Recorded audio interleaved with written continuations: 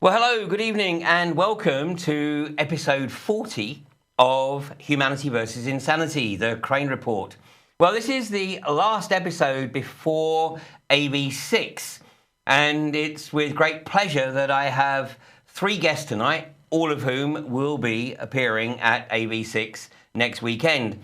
But it's also the first programme after the UK general election, which I have to say, in my opinion, was an out-and-out fraud.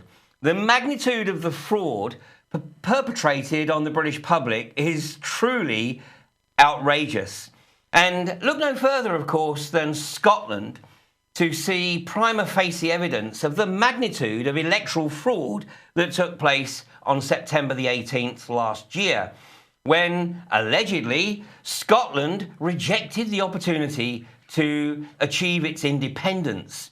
Yet, not even 9 months later, the incredible vote for the Scottish National Party shows the lie of that. Scotland, of course, was a clean sweep, pretty much. I think there were two seats that didn't go to the Nationalists. And so Scotland is effectively now a one-party state. So whilst there is some remarkable political euphoria in Scotland, one has to express words of caution. And people will be aware, of course, that Scotland is designated to be the experiment for Britain's first smart city, Glasgow, surveilled like no other.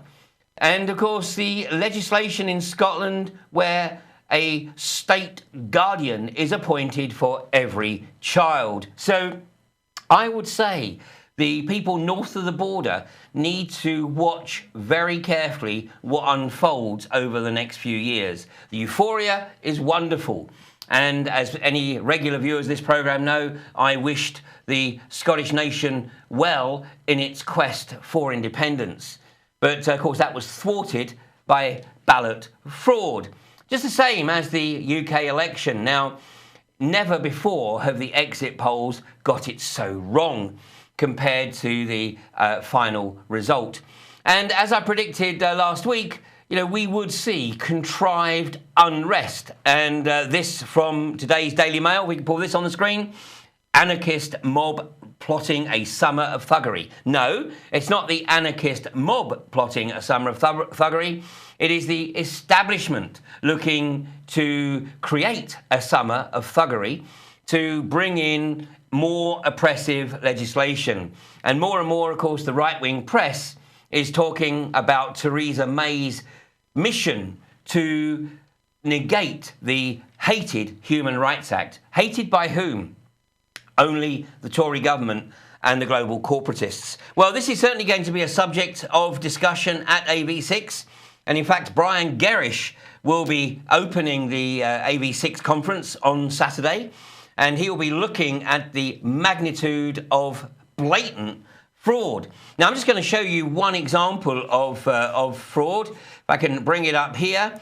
And this is Norman Baker in Lewes in Sussex. And of course, Norman, for the last decade or so, has been challenging the orthodox version of events on the strange death of David Kelly, which also happens to be the title of his book. Well, just 5 years ago, Norman Baker achieved a remarkable victory. He's a very popular MP in his constituency in Lewes. And he had, as you can see there, a very, very significant margin. Now, the voter turnout last Thursday in Lewes was almost identical, numerically, as it was in 2010, and yet supposedly a very popular constituent MP has his majority overturned.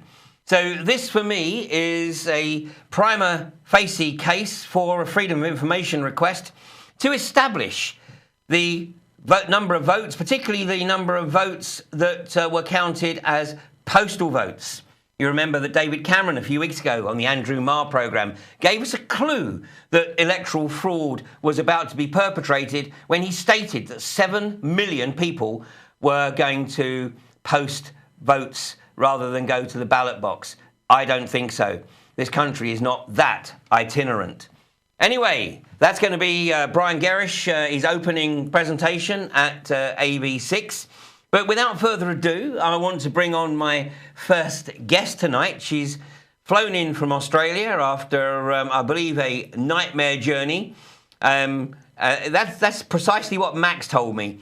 It was a nightmare journey, and Samantha Bachman was actually travelling with Max Igan. They both flew down from Brisbane, or up from Brisbane, whichever way you look at it. So, Samantha, are you there? Are you with me online? Yeah, sure am. Did Max tell you that the nightmare journey was because I was with him? I won't say in quite so many words, but no, I don't want to put you. I don't want to stir the pot there. We shared the nightmare. You shared the nightmare, yeah. And we need a little bit more volume from. It's this end, I think. It's okay. It's okay. It's this end.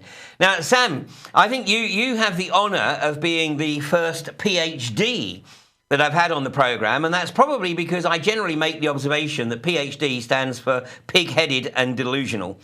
But that's not, I think, a description I would apply to you. Now, we first met in Australia last year when I was touring with yourself on the Freedom Summits tour.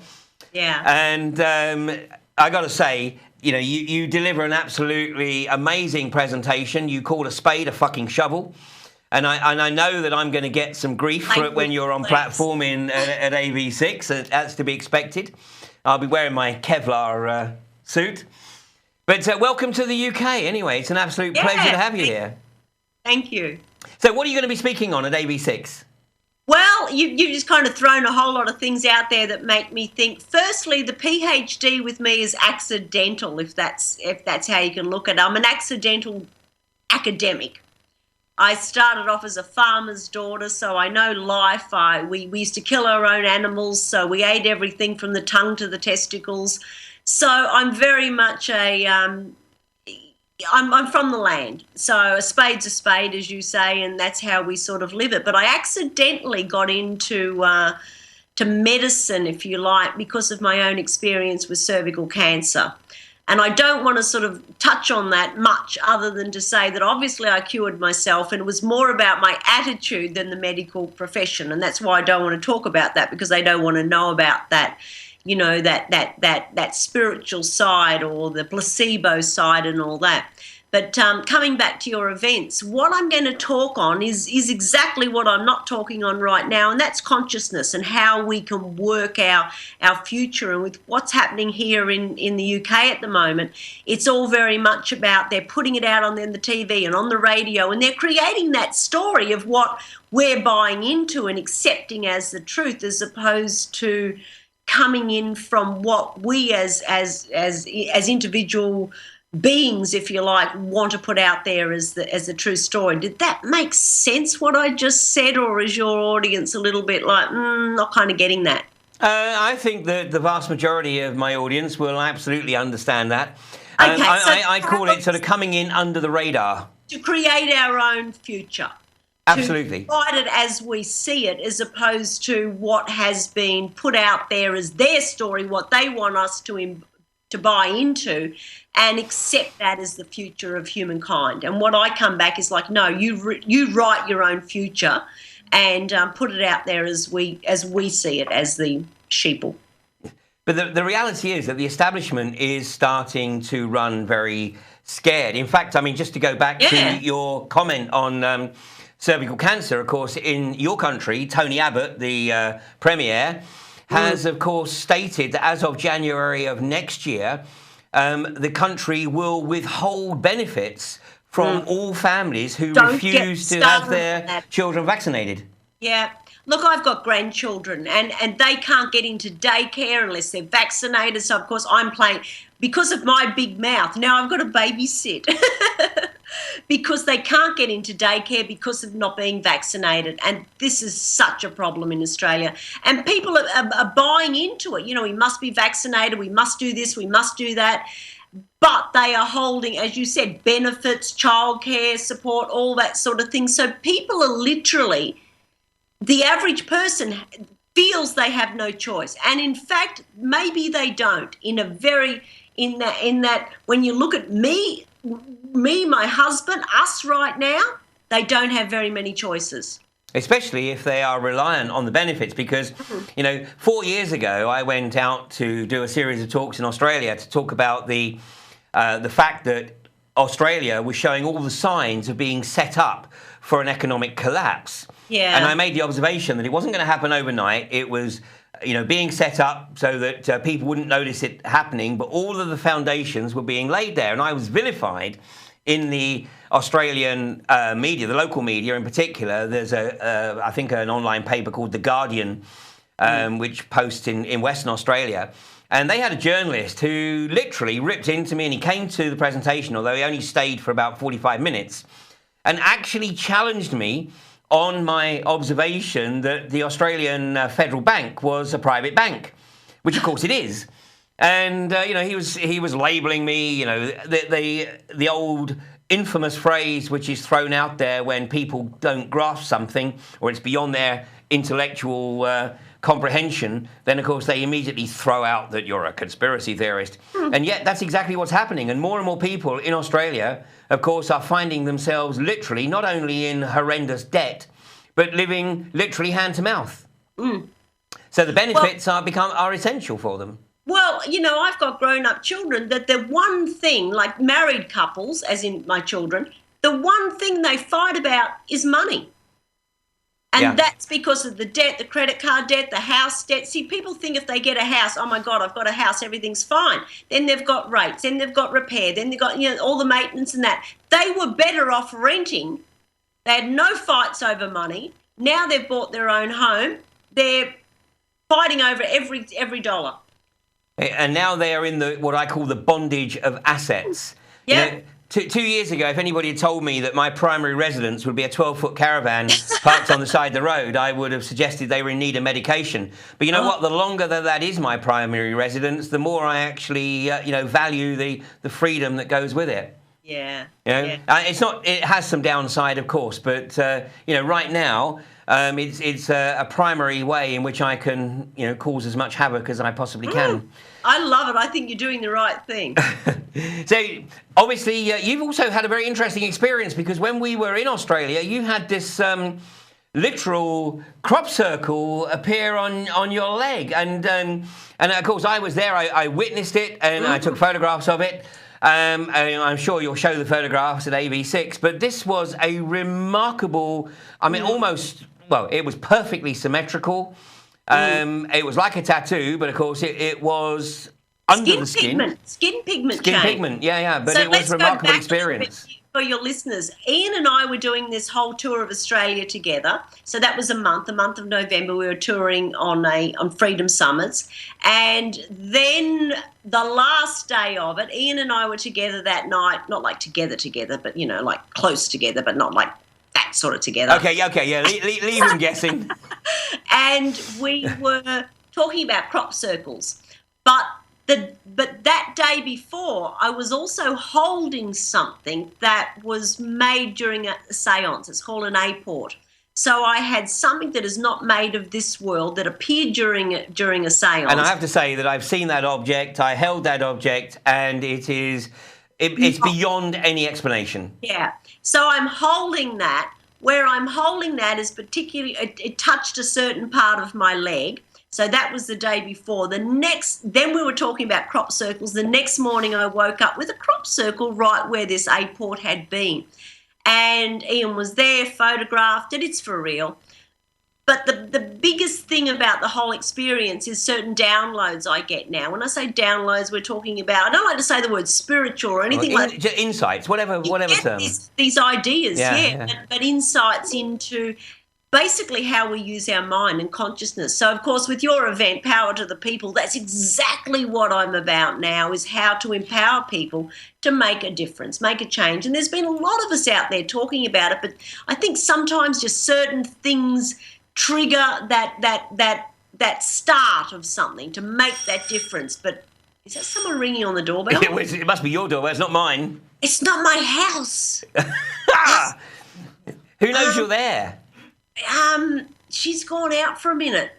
Is it the police? No, I can see out there. Can I tell them to go? Go on. You better rush off. We got about 4 minutes left, Sam. That's live streaming for you. So yeah, Sam, really. Oh, you're back. You told None us of the kids got it. I'm like, really? Okay, great. So yes, you were saying. No, you're right about. I mean, the whole theme of the event this weekend. In fact, the title of Zen's talk is "Awakening the Warrior Within," and the vast majority of the people actually presenting at AV6 are not just commentators; they are activists.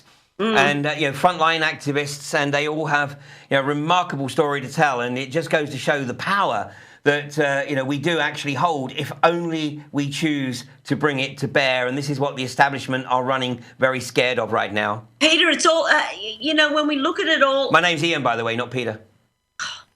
Son out there, sorry, I'm at someone else's house.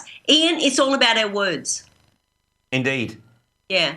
Indeed. Sorry, I've called you the wrong name. I'm staying somewhere I'm not familiar with, and I've just had someone out. Sorry. And you're seriously jet lagged. I know. What time is it for you right now? It's got to be. It's got to be like 4 o'clock in the morning. Yeah. Yeah. Yeah. So you're looking well on it. Had 24 hours here, so. Well, Sam, hey, it's going to be absolutely wonderful to hook up with you again. Can't wait. Obviously, it's an amazing group of people. And this is going to be the last alternative view event of this ilk, because the bottom line is it's just not going to be feasible to do it like this in future.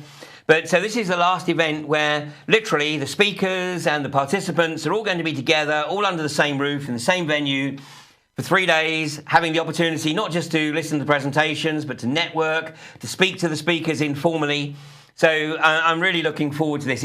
As far as I'm concerned, it's the best lineup of speakers I've ever had at any AV event. So good. There's not even room for me to speak. We all get to network with the crowd. Absolutely. With us, yeah. Indeed, absolutely. So Sam, we're unfortunately, because of our technology limitations, we weren't able to have Max and Ken online with you at the same time. So we got to say goodbye to you now. And we're going to hook up with Max Igan and Ken Keefe, and we're going to let Max tell us himself what a nightmare travelling companion you really are. And we'll see you on Friday at AV6. You sure will. Looking forward to it. Take care. Looking forward to it too. Okay, bye. Thanks, Sam. Bye now. Bye. Right, that's Samantha Bachman, and one remarkable lady with a remarkable story to tell. And Sam has a truly remarkable journey, or has had a truly remarkable journey, and I'm sure that the continuing journey will be even more remarkable. And her presentation style is absolutely unique. And all I can say is that if you are easily offended, probably best not to go to one of Sam's presentations. But if you're open-minded, she will have you rolling on the floor. But at the same time, she has a very serious message. So there are still some tickets left. In fact, there's 20 rooms still available as we speak. And as I've said, this is the last ever AV event that's going to be held with this format where everybody is in the same venue for effectively 3 days. So if you want to get one of those remaining rooms, either go online to alternativeview.co.uk or my website, ianrcrane.com, or call me on either of the phone numbers that are on that site, but not tonight because obviously I'm here in the studio in Plymouth, but I'll be back on the phone lines tomorrow. Well, we do have Ken, and is that Max over your shoulder there, Ken? That is actually Max over my shoulder, yeah. Fantastic. Hi, Max. How are you doing? He's always been over my shoulder. Yeah, well, the last time I had Max on the show was actually when I recorded it in his hideaway in the hills in southern Queensland. Yeah. And we had Max playing guitar. Has Max entertained you yet with his guitar playing? Yeah, I've experienced Max's playing many times. He's an amazing musician. He really is. I'm hoping, because I'm sure Max didn't travel with a guitar, but I'm hoping that somebody has one at AV6 and that we can persuade Max to give us a bit of a rendition. He's truly a gifted musician, as well as obviously many other things.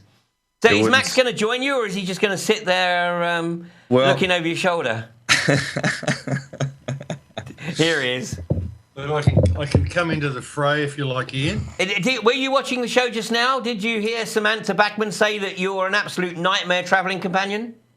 Look, I didn't hear Samantha say that. It was an absolute nightmare trip, so it wouldn't surprise me. One of you is a jinx, but maybe it's that trip that's a jinx, because last year at AV5, Greg Nicoletos took exactly the same trip from Brisbane to the UK, and somewhere along the line he lost 3 whole days in Dubai, and certainly it wasn't necessarily in the best shape when he arrived in the UK. So you at least survived Dubai. We did survive Dubai, but we were delayed all along the way. There was like hours of delay all along the way, and it was a nightmare trip. And then we arrived in London to be given the wrong GPS coordinates by the man who gave Samantha the hire car, and we ended up stuck in London gridlock for about 3 hours before finding my way to Ken's place about 40 hours after I left home. Oh, my gosh.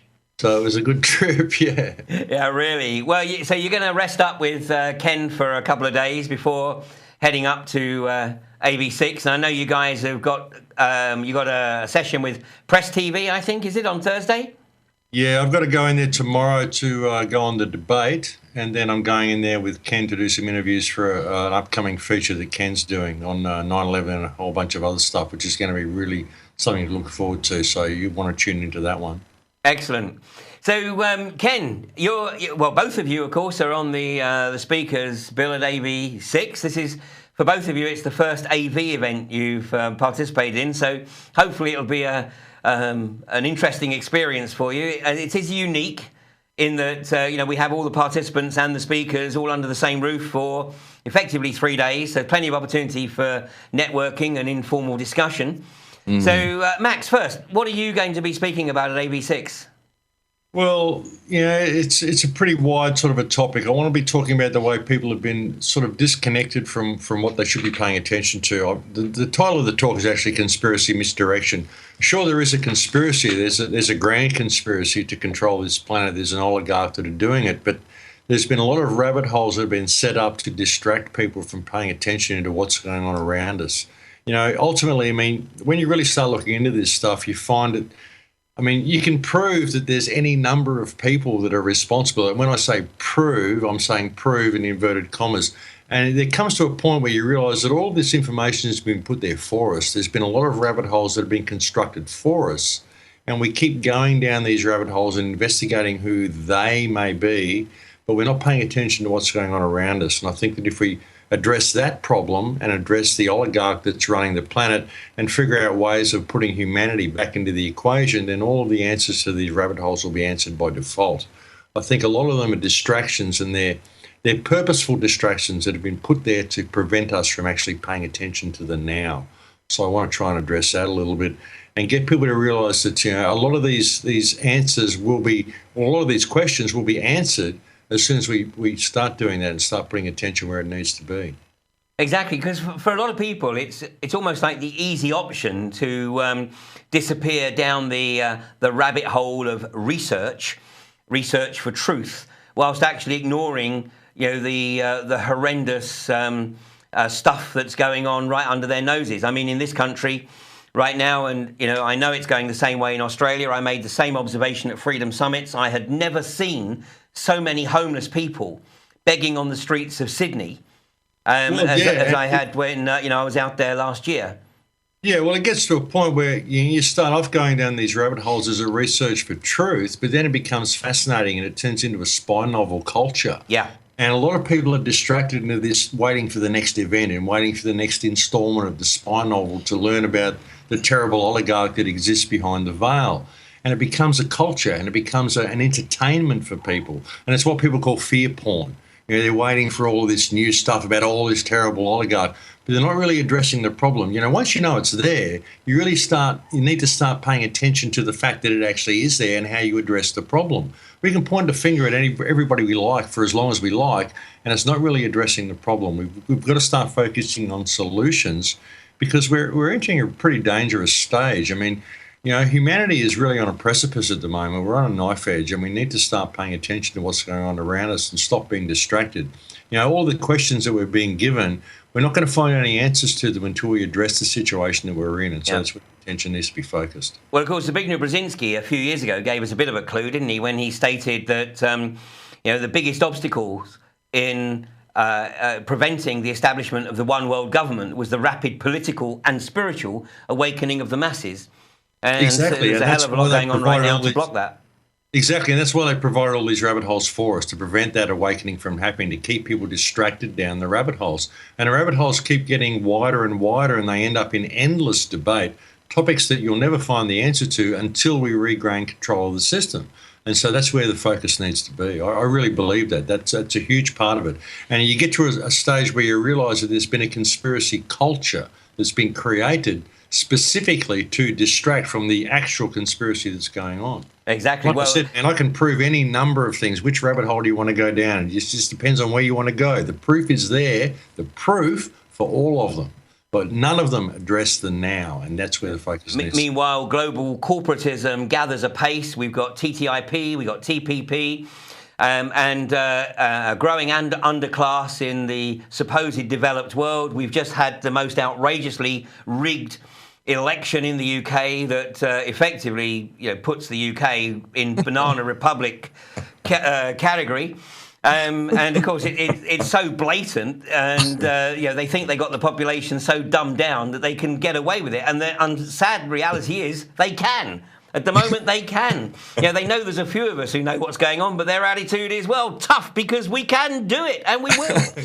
But one of the great things about AV6 is that what I've tried to do here is pull together a speakers panel of activists, of people that aren't just commentators. They are out there on the front line, and of course, both you guys fall right into that category. Of course, you've been in Gaza together. And Ken, you still bear the scars, I think, of your encounter with the Israeli special forces.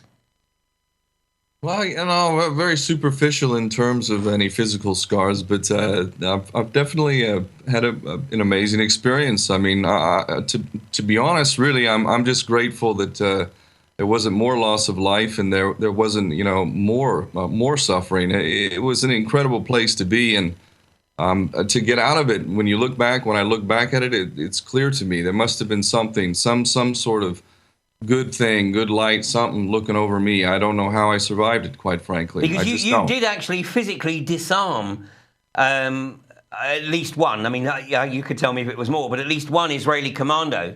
There was two that I was involved in disarming. The first one, it was almost an identical, a mirror image of each other. The commando that was pushed over the top came down to the deck that I was on. And the first one that I encountered, as soon as I saw him fall, I saw his weapon. I went right for his weapon, got it off him with no problem at all.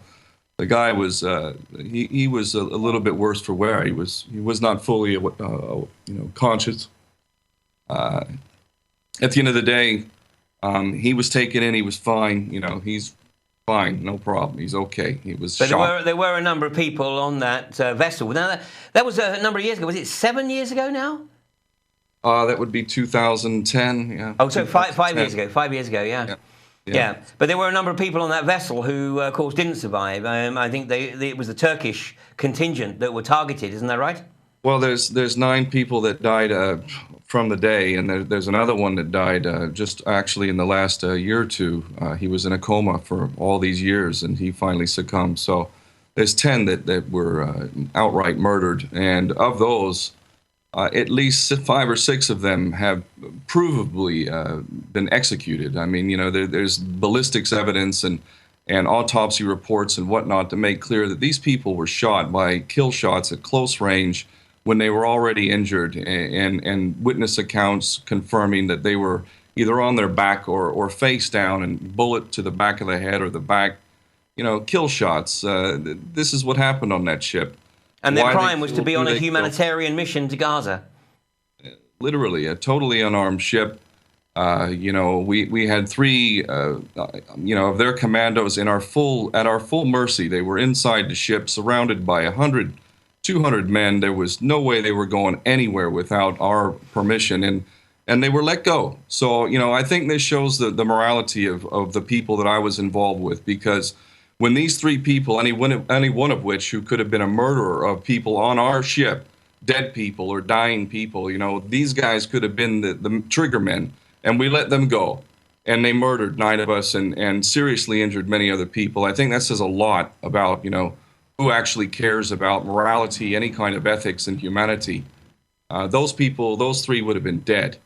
If this was a vengeful, violent, we hate Israelis or hate Jews or anything like that, why would we let them go? No, you guys demonstrated the way in which humanity naturally behaves, i.e. with compassion. Everyone, I don't care where you come from, everyone can understand these principles, men. You know what's right, you know what's wrong.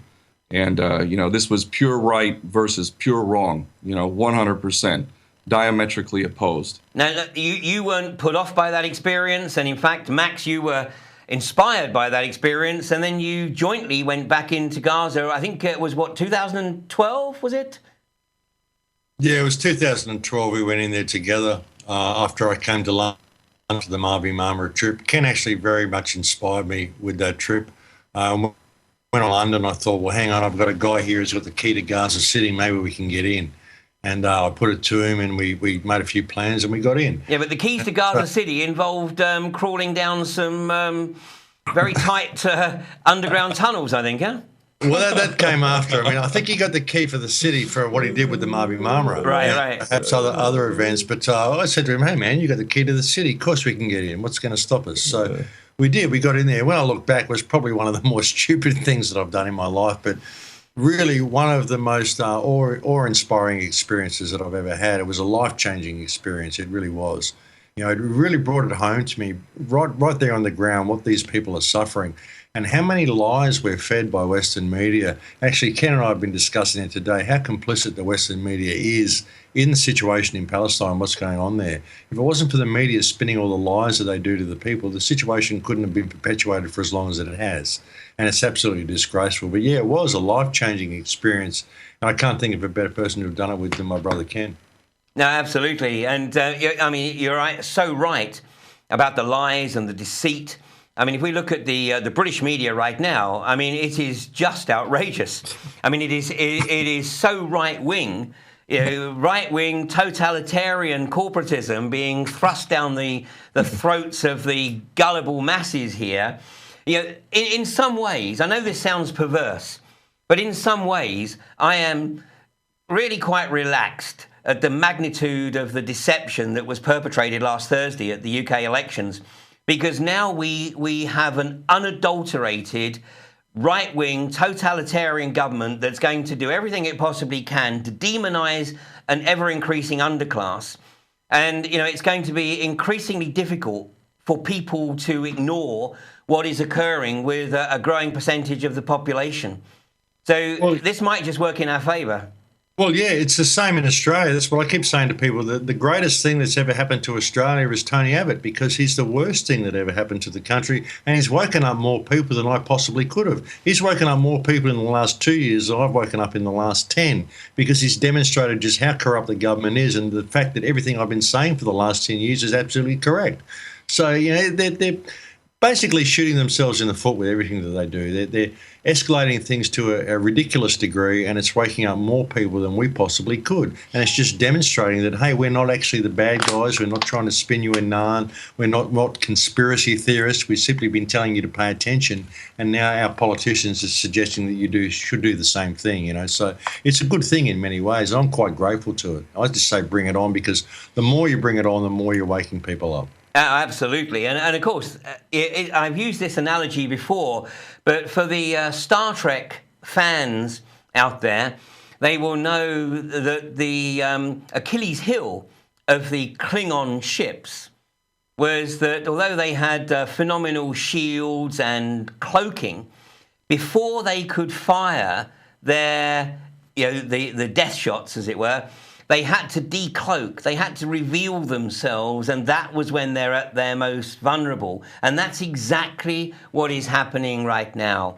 The socio-psychopathic global corporatists are getting desperate, and they are increasingly revealing themselves for what they are.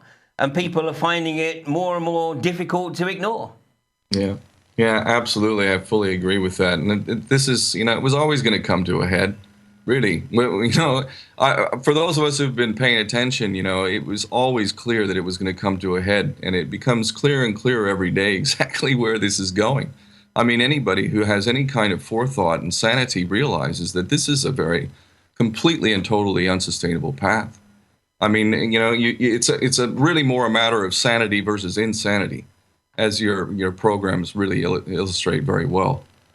And that's where we are. And I'm actually very grateful. I mean, when you look at the amount of growth over the years, I mean, seriously, at 9/11 being the perfect barometer, I mean, really, seriously, for the several years afterwards, it was crazy to suggest anything. You go from that to people starting to ponder to the point where now we're really at a stage where it's the person who seriously believes the official version whose sanity is being called into question. I mean, we're really at that point now. It's a decision to make, and it's really thrusting people into a place where they didn't really want to go, but you have to. How can you ignore the subject or pretend to be as gullible as you'd have to be to buy this fairy tale they tell you? Well, and of course, I mean, the 9/11 events were simply the start, because then they continued with Madrid, ironically, exactly 911 days after 9/11, the Madrid bombings in March of 2003. And then, of course, we have the illegal war in Iraq and the invasion of 2003. Then we have the London bombings in 7/7 and a whole range of other events. And over the weekend, you're going to hear Pippa King talk about the surveillance agenda in the UK and the increased use of biometrics and RFID. And she joined me in Glasgow recently to talk about the smart city agenda in Glasgow, which is being underpinned by a company called NICE. And NICE are underpinned by a company called Verint, which of course is the Israeli security service that played a primary role in the events of 9/11 and the London bombings and a whole host of other false flag events. So it's, follow the lead. Those who don't know history are destined to repeat it. And, as you rightly say, it's becoming increasingly difficult for people to deny that the official version of events are simply a narrative that doesn't stand up to any critical examination. Not a shred. It really doesn't. It is a matter of actually having a brain that is broken free from the programming, literally, and is starting to function in an independent way, through critical thinking.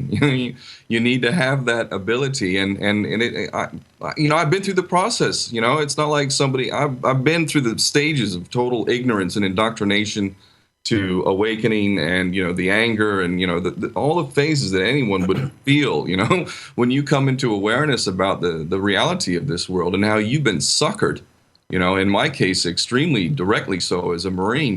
This is you got suckered. Well, ironically, Ken, you and I actually, I think, share the same incident that really triggered, if you like, our realization that just maybe everything we thought we knew was a crock of crap. And of course, that was Kuwait in 1991. You from the military side and me from the oil industry side. My realization in 1991, in late March, early April 91, that the official version of events, i.e. that the Iraqi forces set the wells alight, was a total crock, because the physical evidence, which was there right in front of my eyes and therefore undeniable, did not support the official version of events. What's wrong with you, Ian? That was a real career growth opportunity that you missed big time. No, it really was. It was also a potentially life-limiting opportunity if I'd have given the wrong answers when I received a couple of phone calls once I got back to Dubai. But of course, that was before the days of the internet, and I was based in Dubai, which doesn't exactly have a great repository of books on geopolitics.